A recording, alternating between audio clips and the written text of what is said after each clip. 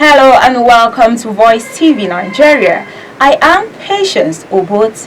South African economic freedom fighter Julius Malema is at it again, but this time he fires his arrows at France.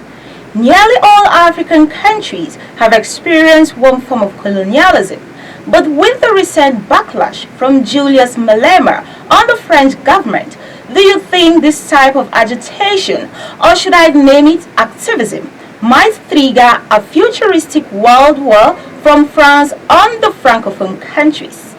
I would like your suggestion on the comment section. If truly France is still indirectly controlling independent French-speaking countries, according to Julius Malema, should we totally tag colonial masters as bad? What about the other benefits, such as education, amongst others? Don't get me wrong, as you might want to think that I am being biased, the Western nation also enjoys some form of dependency from the African countries in terms of natural resources such as gold. One might wonder, this could be the reason for France's penetration on its former colonialists, such as Burkina Faso and Mali. Julius Malema has also showered encomium on Burkina Faso's leader, Ibrahim Traoré, defeating France from its territory. Don't you think the freedom fighter should slow down on his excitement, as another leader who will take over Burkina Faso might be different from Ibrahim Traoré, who has made a name for himself? Why did I say that? Are African leaders with all sincerity ready to wipe the dust of corruption within its system of administration? If yes, then I think Julius Malema is on the right track for saying Africans should be totally independent from its masters. Patience Obot, reporting for Voicetv Nigeria. Comrades, the French are brutal. To a point that post-colonialism, they still make certain African countries to pay colonial tax to France. The French are brutal because some of their former colonies, their reserve banks are still in France. They are not in control of their own economy, yet they claim to have an independence. We, as progressive Pan-Africanists, must fully associate with and support all revolutionary actions of fighters who are removing puppets of French imperialism from political office and power. Not all these actions are revolutionary, because we must be careful of French-sponsored coups in Africa, where we think there is a revolution taking place in Guinea-Conakry, only to find that there is a French puppet who seeks to replace those who were there before. There is nothing revolutionary about the Guinea-Conakry coup. We ought to separate that there can never be a revolutionary coup that reinforces French imperialism on African soil. Anyone who comes into political office under the pretext that they are fighting a French puppet, while knowing they are the French puppet themselves, must be isolated by progressive Pan-Africanists.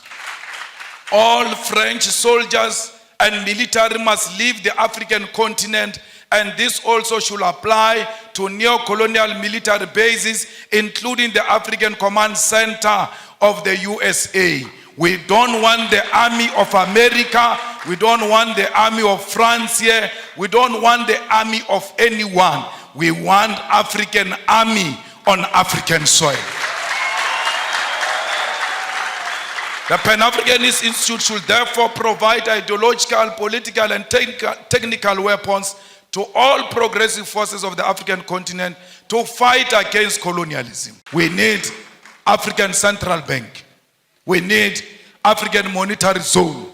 We need African military combat, because these pockets of wars that are happening in Africa are not of our own making. They are sponsored wars, so that those who continue to steal our resources can do so uninterrupted as we fight amongst ourselves. So, we need a military, a common defense system, the African High Command that will ensure the stability and security of Africa. We equally need a binding African court to deal with dictators who only exist in Africa to feed their friends and families. Those people must be prosecuted the African way. Seko Tore and Emperor Haile Selassie prophetically said that the failure to unite the African continent will give rise to the neo-colonialism and that African continent will perish. The revolutionary Pan-Africanist ideological and political diagnosis of the future was correct. The future is here.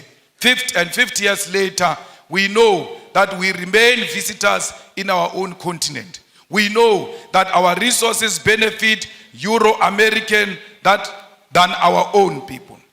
This is despite most African countries gaining independence from colonial rule since 1957. Massive, huge tracts of land, our mineral resources, our animals, our oceans are still owned and controlled by the colonial masters. There are no countries in the entire African continent that have gained full economic emancipation and independence. And this includes Ghana, which was the first to lead the road. Till to date, it can't claim that Africans in Ghana own the means of production.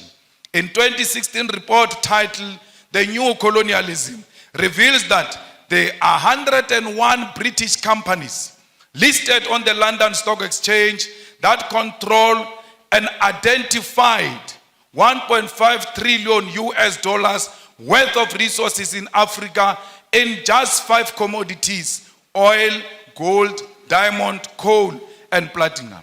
This is a very conservative figure since it includes resources listed by only some companies. Many companies do not provide the figures of the resources they control. And majority of these companies that do not tell us what they control and what they own in Africa are found in DRC, because they are the ones who fuel the divisions in DRC. They are the ones who fuel the fight in DRC, and they are stealing the resources of DRC because they know there is no proper accountability for such resources. The War on Want report on neo-colonialism further illustrates that the fact that these 101 companies control and own the following key resources on our continent: 6.6 billion barrels of oil, currently worth 276 billion US dollars. They control 79.5 million ounces of gold, worth 119 billion US dollars. They control 699.3 million carats of diamonds, worth 134 billion of US dollars. 3.6 billion tons of coal, worth 216 billion US dollars. 287 million ounces of platinum, worth 305 billion US dollars. These are the numbers that reflect British neo-colonialism in the African continent. I've not spoken about what French companies are doing. The Portuguese continue to play a significant role in the economy of Mozambique and Angola.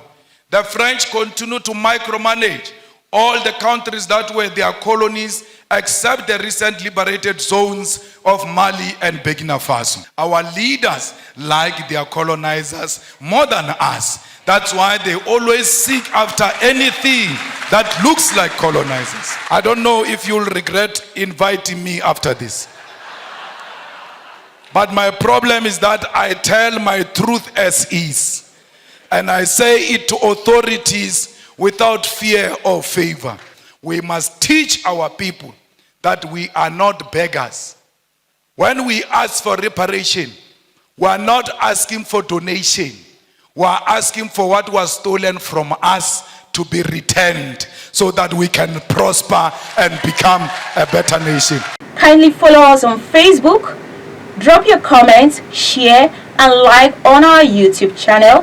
Follow us on TikTok, follow us on Instagram, follow us on X, formerly known as Twitter. Many thanks for watching. Bye.